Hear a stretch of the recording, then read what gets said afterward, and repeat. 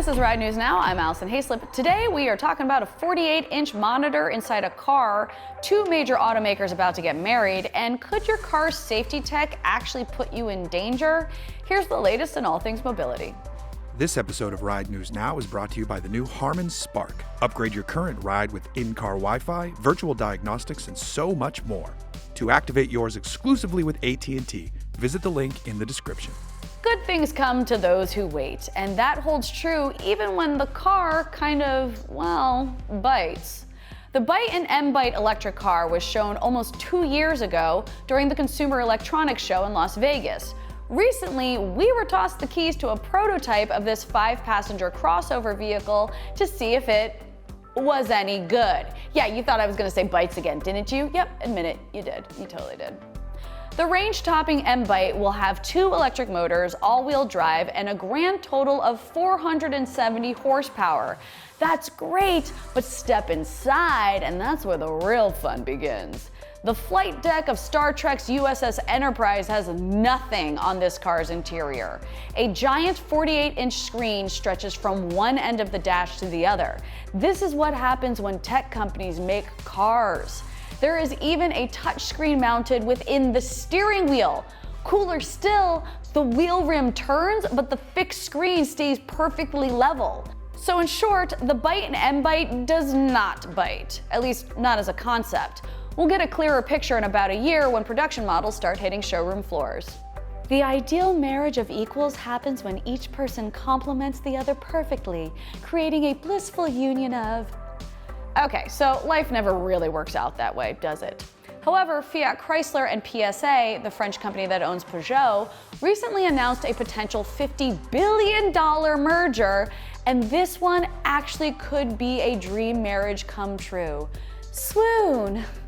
You see, regulators are pushing car makers to produce zero-emission vehicles, but Fiat Chrysler recently discontinued their aging 500e, a car whose most impressive stat was the amount of money it lost the company.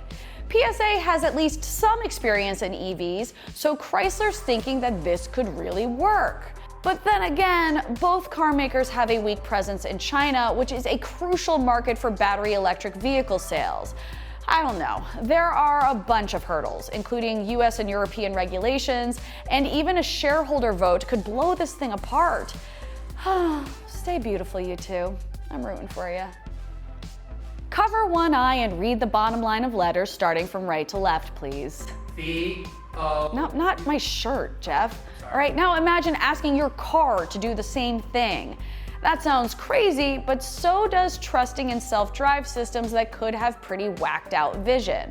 Recent studies and research have found something as mundane and icky as a splattered bug can cause all sorts of trouble with a car's sensors. While we can look past a few mushed mosquitoes and bludgeoned beetles, a car's camera system might not be quite that savvy.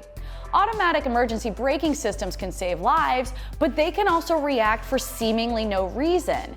In some systems, metal plates on the road or the sudden movement of another car ahead could trigger the system into action when you least expect it. So while your car's safety mechanism is meant to prevent death by crash, it might actually cause death by heart attack.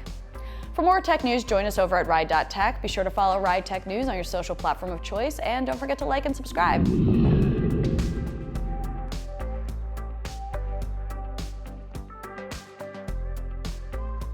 We'll get a clearer picture. I'm saying that wrong too. Next on Ride News Now, an up-close... Ooh, that was a fun noise. That was my throat. It's like right there. Yeah. We'll get a cleaner picture in about a year when production models start hitting Peugeot. Great.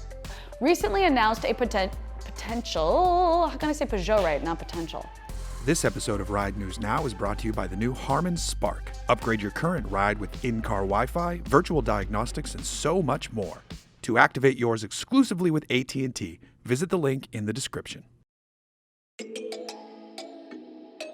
Thanks for watching. If you like what you see, please like and subscribe. Also, head to Ride.Tech for stories, reviews, and more news.